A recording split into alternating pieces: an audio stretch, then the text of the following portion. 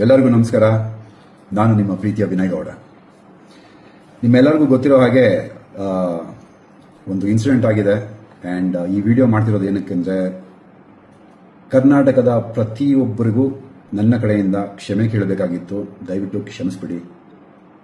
ಕಳೆದ 4 ದಿನಗಳಿಂದ ನೀವು ಟಿವಿನಲ್ಲಿ, ಯೂಟ್ಯೂಬ್ನಲ್ಲೆಲ್ಲ ನೋಡಿರ್ಬೋದು, ಒಂದು ಮಚ್ಚಿನ ಕತೆ ನಡೀತಾ ಇದೆ. ಅದಕ್ಕೋಸ್ಕರ ನಾನು ಕ್ಷಮೆ ಕೇಳಬೇಕಾಗಿತ್ತು. I am really sorry. Especially ನನ್ನ ಫ್ಯಾನ್ಸಿಗೆ, ನನ್ನ ಫ್ಯಾಮಿಲಿಗೆ, ಪ್ರತಿಯೊಬ್ಬರಿಗೂ ಸಾರಿ ಕೇಳಬೇಕು ಅಂತ ಈ ವಿಡಿಯೋ ಮಾಡ್ತಿರೋದು.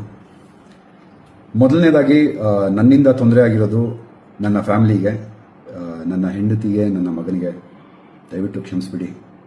ಅದಾದಮೇಲೆ ನನ್ನ ಸ್ನೇಹಿತರಿಗೆ ತುಂಬ ತೊಂದರೆ ಆಗಿದೆ. ಚೇತನ್, ಶಂಕರ್, ಸೀನಾ, ಸಾಕಷ್ಟು ಜನರು ದಿನ ರಾತ್ರಿ ಅಂತ ನೋಡ್ದಿರ ಜೊತೆಯಲ್ಲಿ ನಿಂತ್ಕೊಂಡು, ಪೊಲೀಸ್ ಸ್ಟೇಷನ್ ಹತ್ರ ನಿಂತ್ಕೊಂಡು, ಸೆಂಟ್ರಲ್ ಜೈಲ್ ಹತ್ರ ನಿಂತ್ಕೊಂಡು ನಮಗೋಸ್ಕರ ಕಾಯ್ಕೊಂಡಿದ್ದು ತುಂಬ ತುಂಬ ತುಂಬ ಹೆಲ್ಪ್ ಮಾಡಿದ್ದಾರೆ. ನಮ್ಮ ಅಕ್ಕ ಅಪರ್ಣಕ ಮತ್ತು ನಮ್ಮ ಭಾವ ತುಂಬ ಓಡಾಡಿದ್ದಾರೆ. ಈ ಒಂದು ಪ್ರಕರಣಕ್ಕೆ ತುಂಬ ಹೆಲ್ಪ್ ಮಾಡಿದ್ದಾರೆ. ಆ್ಯಂಡ್ ನನ್ನ ಪ್ರೀತಿಯ ಮಾಧ್ಯಮ ಮಿತ್ರರಿಗೆ ಕ್ಷಮೆ ಕೇಳಬೇಕಾಗಿದೆ. ದಯವಿಟ್ಟು ಕ್ಷಮಿಸ್ಬಿಡಿ. ನನ್ನಿಂದ ತಪ್ಪಾಗಿದೆ ಅಂದರೆ ಒಂದು ಮಾಡಬಾರ್ದಂಥ ಒಂದು ಮಚ್ಚನಿಟ್ಕೊಂಡು ಮಾಡಿರೋ ವಿಡಿಯೋ ಇಂದ ಇಷ್ಟೆಲ್ಲ ತೊಂದರೆ ಆಗಿತ್ತು. ಸೊ ದಯವಿಟ್ಟು ಕ್ಷಮಿಸಿ. ನಿಮಗೆಲ್ಲರಿಗೂ ತೊಂದರೆ ಕೊಟ್ಟೆ. ಈ ಒಂದು ವಿಷಯ ತುಂಬ ದೊಡ್ಡದಾಗಿ ಬ್ಲೋ ಅಪ್ ಆಗುತ್ತೆ ಅಂತ ನನಗೆ ಗೊತ್ತಿರಲಿಲ್ಲ.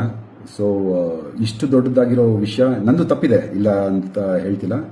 ಬಿಕಾಸ್ ನನ್ನ ಎಚ್ಚರಿಕೆನಲ್ಲಿ ನಾನು ಇರಬೇಕಾಗಿತ್ತು. ಈ ಥರ ಒಂದು ಇನ್ಫಾರ್ಮೇಷನ್ನ ನನ್ನ ಫಾಲೋವರ್ಸ್ಗೆ ನಾನು ಕೊಡಬಾರ್ದಾಗಿತ್ತು. ದಯವಿಟ್ಟು ಕ್ಷಮಿಸ್ಬಿಡಿ. ಆ್ಯಂಡ್ ಸಾಕಷ್ಟು ಸಪೋರ್ಟು ಮಾಡಿದ್ದೀರಾ. ನನ್ನ ಬಗ್ಗೆ ಮಾತಾಡಿರುವಂಥ ಮಾತುಗಳನ್ನೆಲ್ಲ ನೋಡಿದೆ. ನನಗೇನು ಬೇಜಾರಾಗಿಲ್ಲ. ನೀವು ಮಾಡಿರೋದು ನಿಮ್ಮ ಕೆಲಸ. ನನ್ನ ಕಡೆಯಿಂದ ಕ್ಷಮೆ ಇರಲಿ ಅಂತ ನಾನು ಕೇಳ್ತಾ ಇದ್ದೀನಿ. ಆ್ಯಂಡ್ ನೆಕ್ಸ್ಟ್ ಬಂದು ಪೊಲೀಸ್ ಇಲಾಖೆ ಅವರ ತನಿಖೆ ಅವರು ತುಂಬ ಚೆನ್ನಾಗಿ ಮಾಡಿದ್ದಾರೆ. ಒಂದು ಸೆಲೆಬ್ರಿಟಿ ಅಥವಾ ಕಾಮನ್ ಮ್ಯಾನ್ ಅನ್ನೋ ಡಿಫ್ರೆನ್ಸ್ ತೋರಿಸ್ದಿರಾ ಏನೇನಿದೆಯೋ ಅದ್ರ ಪ್ರಕಾರವಾಗಿ ಅವ್ರು ಇನ್ವೆಸ್ಟಿಗೇಷನ್ ಮಾಡಿದ್ದಾರೆ. ನಮ್ಮ ಟ್ರೀಟ್ಮೆಂಟ್ ಕೂಡ ಹಾಗೇ ಇತ್ತು. ಒಬ್ಬ ಕಾಮನ್ ಮ್ಯಾನ್ಗೆ ಹೇಗೆ ಟ್ರೀಟ್ ಮಾಡಬೇಕೋ ಹಾಗೇ ಟ್ರೀಟ್ ಮಾಡಿದ್ದಾರೆ. ದಯವಿಟ್ಟು ಅವ್ರ ಮೇಲೆ ಯಾವುದೂ ಅಲಿಗೇಷನ್ಸ್ ಮಾಡಬೇಡಿ.